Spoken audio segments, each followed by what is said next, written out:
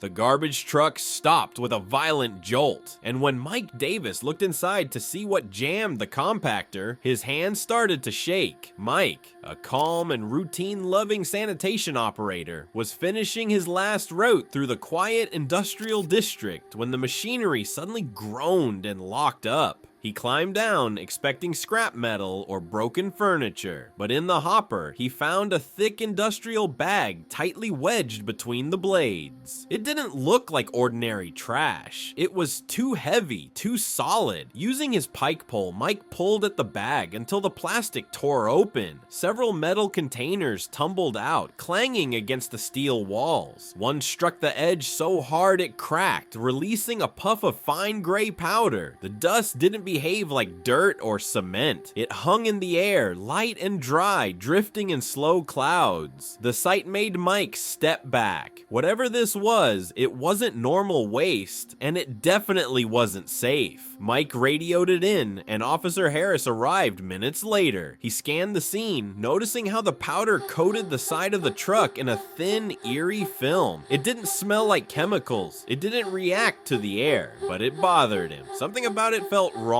Harris immediately sealed off the area and called for a forensic team. When the specialists arrived, they handled the containers with extreme care. One by one, they lifted them out, brushing away layers of grime. The metal was old, decorative, etched with faded designs. Inside each, the same gray powder appeared. Back at the lab, the forensic lead examined a small sample under magnification. Seconds later, his expression changed. He picked up the phone and told Officer Harris they needed to talk. Now, the powder wasn't cement. It wasn't chemical waste. It was human cremated remains. Mixed inside the ashes, analysts found a corroded nameplate. The inscription matched a veteran whose belongings had once been stored in a rented unit. That unit had recently been auctioned off after months of missed payments. Investigators tracked the buyer, who confessed to dumping the urns to avoid disposal fees. He never expected anyone to notice. He was arrested on multiple charges, including the illegal disposal of human remains. To this day, no one knows why he didn't simply return the urns or contact authorities. And Mike still remembers that moment the dust rose from the broken container, because he realized the trash he nearly crushed belonged to people.